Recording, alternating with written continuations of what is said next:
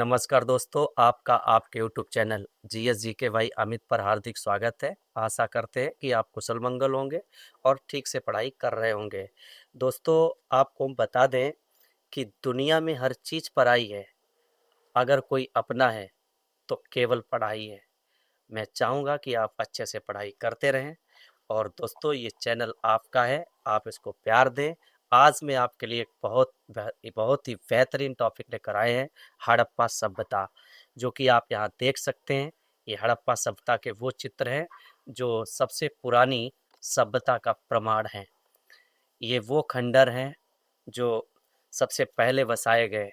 यहाँ के लोग, यहाँ की संस्कृति, यहाँ का खान पान, यहाँ का रहन सहन, यहाँ की कृषि व्यवस्था, पशुपालन, ये सब आप दोस्तों इस वीडियो में जानेंगे। बिना देरी किए आए शुरू करते हैं। दोस्तों, सबसे पहले बात करते हैं हड़प्पा सभ्यता की। तो हड़प्पा सभ्यता का जो सामान्य अगर हम परिचय देखें तो इसे सिंधु घाटी सभ्यता के नाम से जानते हैं। ये पूछा जाता है कि हड़प्पा सभ्यता को किस नाम से जानते हैं, तो आप बताइएगा सिंधु घाटी सभ्यता। फिर दोस्तों, अगर ये पूछ रहा है कि ये सबसे पुरानी सभ्यता है कहाँ की है, तो आपको बता दें कि दक्षिण एशिया की ये पहली और सबसे पुरानी सभ्यता है। इस सभ्यता का जो प्रथम खोजा गया हड़प्पा स्थल है तो वो हड़प्पा है। और यानी इस सभ्यता का प्रथम खोजा गया स्थल आपसे पूछे तो आपका उत्तर दोस्तों हड़प्पा होगा, जो कि रावी नदी के तट पर स्थित है। अब हम बात करते हैं कि हड़प्पा सभ्यता जो थी ये कहाँ तक फैली थी, या कह सकते हैं सिंधु सभ्यता कहाँ तक फैली थी। तो सिंधु सभ्यता का जो उत्तरी विस्तार है वो है मांडा। एक मांडा स्थान पड़ता है जम्मू कश्मीर में। और दोस्तों यहाँ पर जो नदी है वो है चिनाव, यानी चिनाव नदी, जो कि मांडा तक ये उत्तरी विस्तार था हड़प्पा सभ्यता का। फिर आपसे कह सकता है कि दक्षिणी विस्तार तो दैमाबाद, और दैमाबाद पड़ता है महाराष्ट्र में। यहाँ पर जो मित्र नदी है वो है प्रवरा नदी, ये पूछा जाता है, यानी प्रवरा नदी, और इधर थी चिनाव नदी। अब आपसे पूछ देता है कि पूर्वी विस्तार हड़प्पा सभ्यता का, तो आलमगीरपुर मेरठ काफ़ी महत्वपूर्ण है। और यहाँ पर जो नदी है दोस्तों वो है हिंडन नदी, ये भी पूछा जाता है। और आपको बता दें कि ये नदी ऐतिहासिक स्थल पर काफ़ी महत्वपूर्ण है, क्योंकि इस नदी के आमने सामने अंग्रेजी सेना और भारतीय सेना अंग्रेजी सेना और भारतीय सेना 1857 की क्रांति के समय यानी फाइट की थी आमने सामने, ऐसा भी पूछ लेता है। हिंडन नदी के किनारे गाजियाबाद बसा हुआ है, ये दोस्तों याद रखना, गाजियाबाद।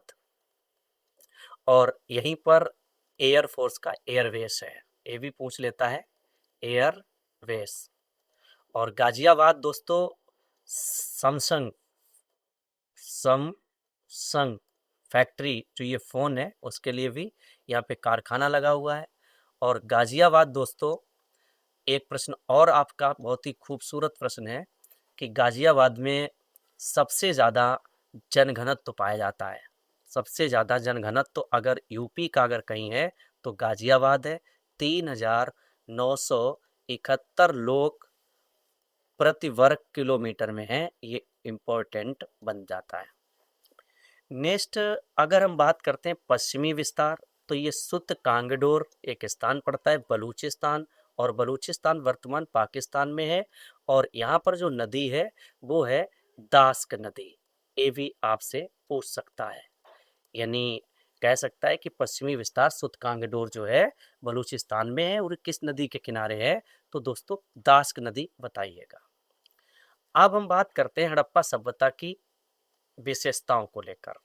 तो हड़प्पा सभ्यता पश्चिम से पूर्व तक 1600 किलोमीटर, जबकि दक्षिण से उत्तर तक 1400 किलोमीटर फैली है, काफी महत्वपूर्ण है। और इस सभ्यता का अगर आकार पूछे तो दोस्तों त्रिभुजाकार, और वर्तमान में ये 3 देशों में फैली है, भारत, पाकिस्तान और अफगानिस्तान। पूछ सकता है और कह सकता है कि इनमें कौन सा देश जो है हड़प्पा सभ्यता में विस्तारित नहीं है, तो 3 है, इसके अलावा चौथा कोई भी मिलता है हटा दीजिएगा। अब हम बात करते हैं कि हड़प्पा सभ्यता जो है वो पूर्णतः कैसी है, तो वो नगर नियोजित है, यानी ये एक शहरी सभ्यता है। इम्पोर्टेंट बन जाता है क्योंकि वहाँ पे जो खुदन खनन करने पर जो स्थिति मिली है वो आज के शहर से हम तुलना कर सकते हैं। अब बात ये कि जो हड़प्पा सभ्यता के लोग हैं उनके धार्मिक विश्वास भी हैं, क्योंकि उनमें आस्था थी और आस्थावान रहना चाहिए, धर्म आपका कोई भी हो। जैसे सैंदोवासी पशुपति यानी आदि शिव की पूजा करते थे और मातृ देवी, इसके अलावा पीपल वृक्ष की पूजा करते थे, गैंडा, बाघ और बैल की भी पूजा करते थे, काफी महत्वपूर्ण है। और अग्नि पूजा, लिंग यानी योनि की भी पूजा के साक्ष्य मिले हैं, क्योंकि यहाँ से जो मातृ देवी की प्रतिमा मिली है, काय की मातृ देवी की प्रतिमा, तो ये मातृ देवी की जो प्रतिमा है इसकी योनि से एक पौधा निकला हुआ है, अर्थात इसे उर्वरा की देवी माना गया है। उर्वरा की देवी काफी महत्वपूर्ण है। और यहाँ पे जो धार्मिक प्रतीक के रूप में जो है वो स्वास्तिक का चिन्ह है। काय का चिन्ह है? स्वास्तिक का। दोस्तों अगर आपसे कहता है कि हड़प्पा वासी यानी सैंदो वासी के लोग किस जानवर से परिचित नहीं थे, तो सिंह, यानी उन्हें सिंह से कोई नॉलेज नहीं था, यानी सिंह जानवर से वो अपरिचित थे। रही बात, इन्होंने पालतू पशुओं के रूप में भेड़ को पाला, बकरी को पाला, गाय को पाला, बैल, भैंस, भैंसा, सुअर, कुत्ता, यानी ये वो जानवर हैं जिनको इन्होंने पाला। रही बात ये जंगली जानवरों से भी परिचित थे, तो कौन कौन? जैसे हाथी, बाघ, हिरण, बारहसिंगा, रीछ, खरगोश, बंदर, बिल्ली, गैंडा और मेढ़ा, यानी ये वो जानवर हैं जिनसे हड़प्पा सभ्यता के लोग परिचित थे, और ये जंगली जानवर हैं। और उधर पालतू पशु हैं जिनसे वो परिचित थे। अब दोस्तों हम बात करते हैं पर्सनल हड़प्पा स्थल की। तो आपसे पूछे कि हड़प्पा स्थल की खुदाई कब हुई, तो 1921 में हुई। और हड़प्पा किस नदी किनारे है, तो आपका उत्तर हो जाएगा रावी नदी, और रावी नदी के बाएं तट पर। काफी इंपॉर्टेंट है। इसके अलावा इसके जो खोज करता है वो राय बहादुर दयाराम साहनी है, और इसके अलावा इनके सहयोगी है माधव स्वरूप वत्स, काफी इंपॉर्टेंट है। स्थान जो है साहिवाल जिला, पंजाब प्रांत, पाकिस्तान, काफी इंपॉर्टेंट है।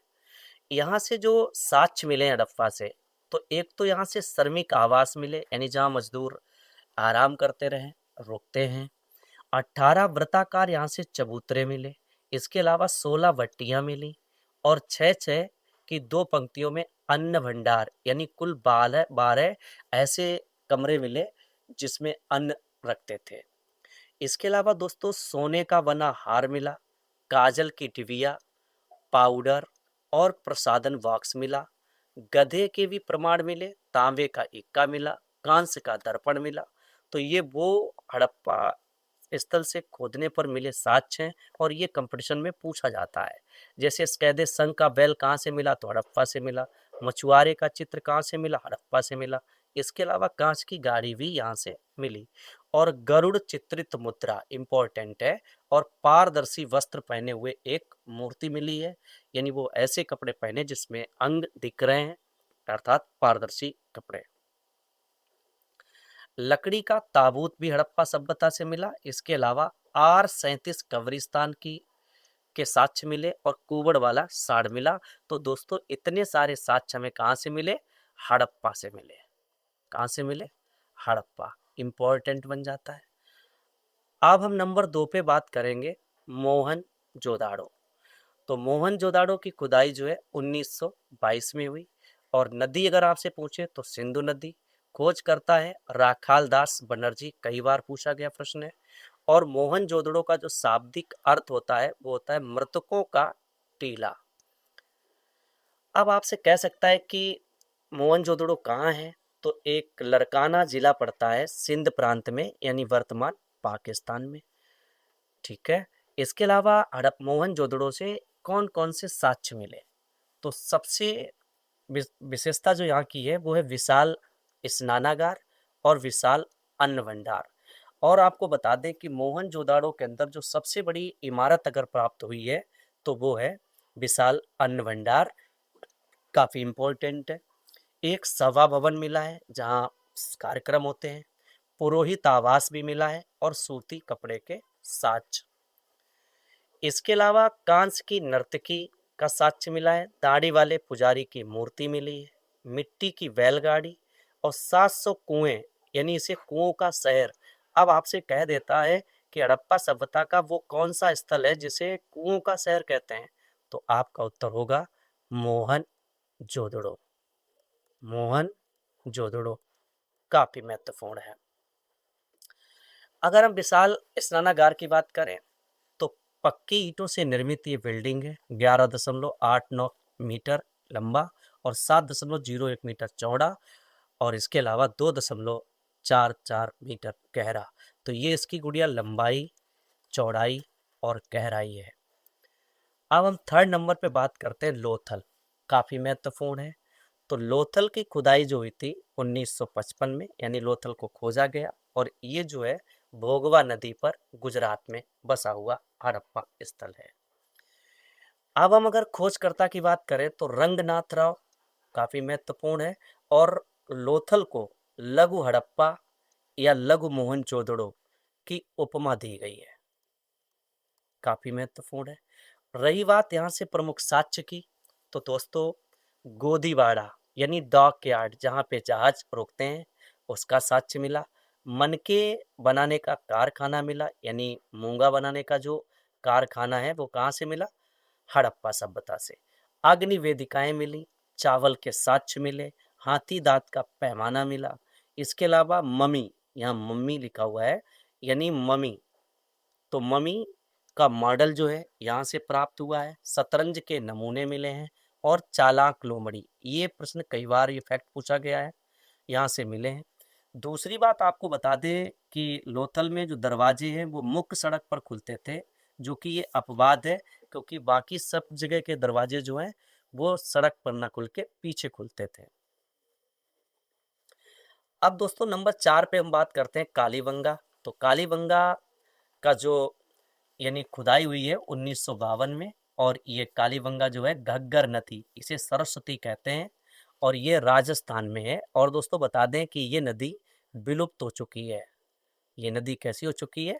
विलुप्त। काफ़ी महत्वपूर्ण है। और कालीबंगा का जो शाब्दिक अर्थ होता है काले रंग की चूड़ियाँ। काफ़ी महत्वपूर्ण है। अब आपसे कह रहा है कि कालीबंगा से साक्ष्य किस किस चीज़ का मिला, तो आपका उत्तर होना चाहिए जुते हुए खेत अगर कहीं से मिले तो कालीबंगा। एक साथ 2 फसलों के पैमाने अगर कहीं से मिले तो आपका उत्तर कालीबंगा। इसके अलावा भूकंप के प्राचीनतम साक्ष्य भी कालीबंगा से मिले और ऊंट की हड्डियों के साक्ष्य कालीबंगा से। इसके अलावा बेलनाकार मोहरें मिली। दोस्तों इसके अलावा ऊंट की हड्डियां अगर आपसे पूछे कहाँ से मिली तो कालीबंगा से, और बेलनाकार मोहरें भी कहाँ से मिली? कालीबंगा से। नेक्स्ट अगर हम बात करें नंबर 5 पर, तो चनहुदड़ो। तो इसकी खुदाई जो है 1931 में और चनहुदड़ो जो है सिंधु नदी पर बसा हुआ शहर है और सिंध प्रांत में और वर्तमान पाकिस्तान में। काफ़ी महत्वपूर्ण फैक्ट है दोस्तों। ये हड़प्पा सभ्यता वो मैंने टॉपिक रखा है, इससे बाहर बहुत ही कम चांस बनते हैं जो आपको मिले। दोस्तों ये वीडियो आपके लिए बहुत ही खास है, इसे ज़रूर पूरा देखें, मज़ा आएगा आपको। अब हम बात करते हैं कि विशेषता की, तो ये बिना दुर्ग वाला शहर है चनहुदड़ो और इसको भारत का शेफील्ड कहते हैं या भारत का इसे लंका शायर भी कहते हैं। काफ़ी महत्वपूर्ण है। अगर आपसे कह दे कि हड़प्पा सभ्यता का लंका शायर किसे कहते हैं, तो ध्यान रखना चनहुदड़ो, यानी चनहुदड़ो, चनहुदड़ो को भारत का लंका शायर कहते हैं। काफ़ी इम्पोर्टेंट फैक्ट है।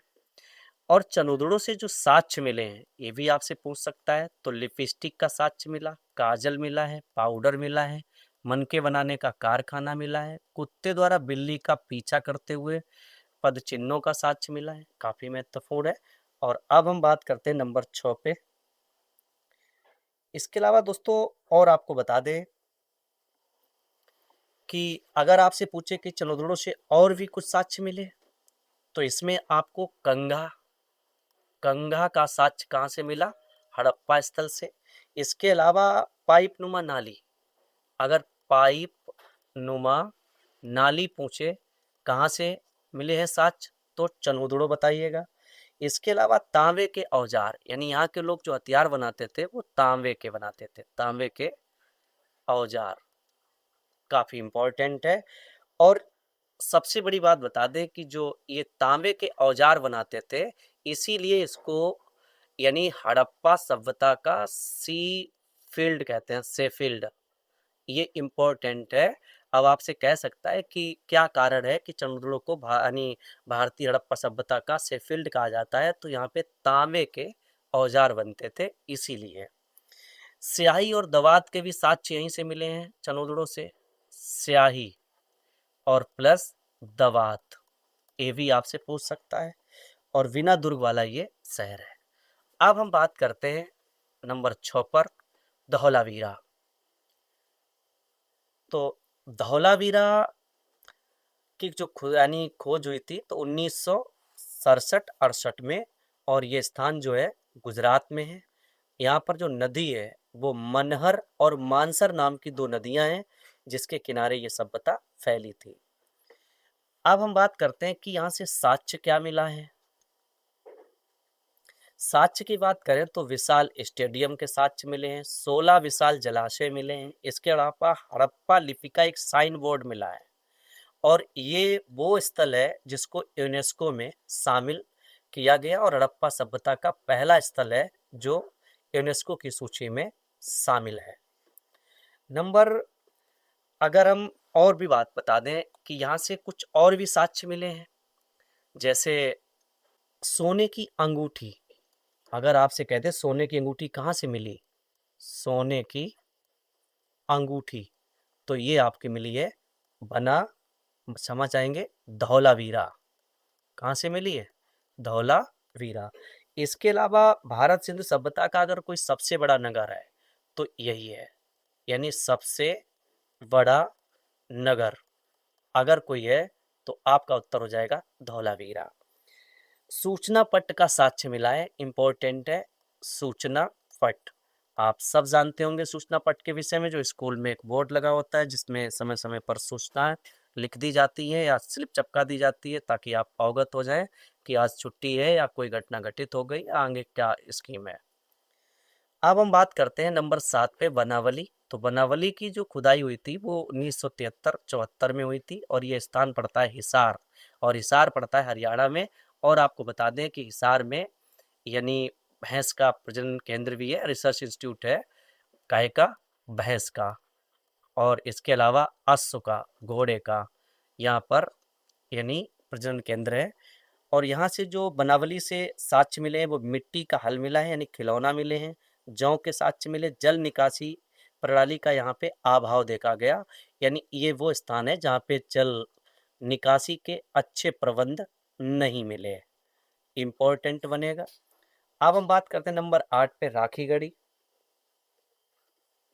एक चीज और आपको दोस्तों बता दें कि बनावली वो हड़प्पा सभ्यता का स्थल है जहाँ पे यानी मकान में बांस बेसिन, मकान में बांस बेसिन के भी साक्ष्य मिले हैं, इम्पोर्टेंट रहेगा ये।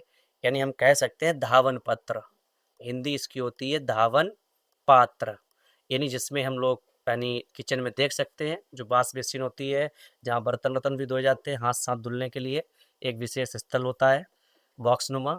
ये व्यवस्था बनावली से मिली है, इसीलिए ये शहरी सभ्यता कहलाई। अब हम बात करते हैं राखीगढ़ी की, तो 1969 में भारत का ये सबसे बड़ा पूरा स्थल है, ये भी इम्पोर्टेंट है, जो कि राखीगढ़ी है कहाँ पे, तो आपका उत्तर होगा हरियाणा। राखीगढ़ी को लेकर अगर हम चर्चा करें तो ये सूरजभान और भगवान दास दो लोग हैं जिन्होंने इस पर काम किया है। सूरजभान, सूरजभान व भगवान दास काफी महत्वपूर्ण रहेगा। और ये जिंद हरियाणा में पड़ता है, तो यहाँ पर स्थान अगर आपसे पर्सनल पूछ दे तो जिंद, जिंद शायद डिस्ट्रिक्ट है, और उसी के अंतर्गत ये हड़प्पा स्थल है। यहाँ से जो मानव कंकाल और डीएनए टीला नंबर 7 से काफी इंपॉर्टेंट है, यहाँ पे टीला टीला नंबर 7 बड़ा चर्चा का स्थल है। यहाँ से डीएनए के प्रमाण कुछ मिले हुए हैं। इसके अलावा मानव कंकाल यहाँ से मिला है, मानव कंकाल, मानव कंकाल। घड़ियाल का साक्ष्य अगर कहीं से मिला है तो राखी घड़ी इंपॉर्टेंट रहेगा, घड़ियाल, घड़ियाल का साक्ष्य। इसके अलावा तांबे की कटिया मिली है, मछली पकड़ने वाला, तो ये भी इंपॉर्टेंट रहेगा, यानी ये लोग मछली भी पकड़ते थे।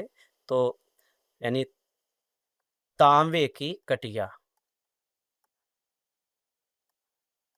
ये ध्यान रखना दोस्तों। अब हम बात करते हैं रोपड़ की। तो रोपड़ जो है ये 1950 में इसकी खोज हुई है, और रोपड़ जो है ये सतलज नदी पड़ती है पंजाब में, उसी में ये सभ्यता फैली है। और मानव के साथ कुत्ता दफनाने का यहाँ से साक्ष्य मिला है, यानी उनकी एक आस्था थी कि मानव के साथ कुत्ता दफनाए तो यानी ये उनकी मान्यता है कि कुत्ता एक वफादार है और इसकी रक्षा करेगा। इसके अलावा यहाँ से सेल खड़ी की मोहर मिली है रोपड़ से, सेल खड़ी की मोहर, ये भी इम्पोर्टेंट रहेगा। इसके अलावा नींव में पक्की ईंटें, यानी यहाँ पे जो मकान बने हैं तो उसकी जो नींव है तो नींव में पक्की ईंटें भी लगी हुई हैं, ये भी इम्पोर्टेंट है। इसके अलावा यहाँ से तांबे की कुल्हाड़ी मिली है, तांबे की कुल्हाड़ी, तो ये कहाँ से मिली है? तो आपका उत्तर होगा रोपड़, मोस्ट इम्पोर्टेंट है। अब हम बात करते हैं रंगपुर। तो रंगपुर पड़ता है गुजरात में, काफ़ी महत्वपूर्ण है, और यहाँ से धान की भूसी का साक्ष्य मिला है। लेकिन रंगपुर की अगर आपसे खुदाई की बात कर देता है तो दोस्तों आपको बता दें कि एस.आर. राव, यानी एस.आर. राव द्वारा इसकी खुदाई 1954 में हुई है। और ये रंगपुर जो है ये भादर नाम की जो नदी है उसी के किनारे ये वसा, हड़प्पा स्थल था। इसके अलावा आपको बात बता दें गुड़िया, यहाँ से धान की भूसी के अलावा क्या क्या मिला है? तो मृदु भांड मिले हैं, यानी मृदु भांड मिट्टी के बर्तन, काफी महत्वपूर्ण रहेगा। इसके अलावा यहाँ से पत्थर के फलक मिले हैं, पत्थर के फलक। और इसके अलावा यहाँ से ज्वार बाजरा के साक्ष्य मिले हैं, ज्वार प्लस बाजरा। तो इसके जो साक्ष्य मिले हैं कहाँ से मिले? रंगपुर गुजरात से। अब दोस्तों हम बात करते हैं आलमगीरपुर। तो आलमगीरपुर जो है ना ये 1958 में खोजा गया स्थल है, जिसको यज्ञदत्त शर्मा द्वारा, यज्ञदत्त शर्मा द्वारा इसका खनन किया गया, खनन करवाया गया। और ये हिंडन नदी के किनारे उत्तर प्रदेश में है, और खासकर जिला अगर आपसे पूछ दे तो मेरठ। मृद भांडों पर रंगीन चित्रकारी यहाँ का काफी महत्वपूर्ण विशेषता रही है, यानी यहाँ जो मिट्टी के बर्तन बने हुए हैं उसमें जो है काफ़ी मात्रा में यानी कलाकारी की गई है, चित्रकारी की गई है। तो दोस्तों आज का ये हमारा बहुत ही खास टॉपिक था आपके लिए। अगर हमारा वीडियो आपको आपके यानी समझ में आ रहा है, कंटेंट आपको लग रहा है कि एक रियल कंटेंट आपके सामने आ रहा है, तो हमारे वीडियो को लाइक करें, शेयर करें, कमेंट करें, और दोस्तों इसी प्रकार से प्यार दें। धन्यवाद।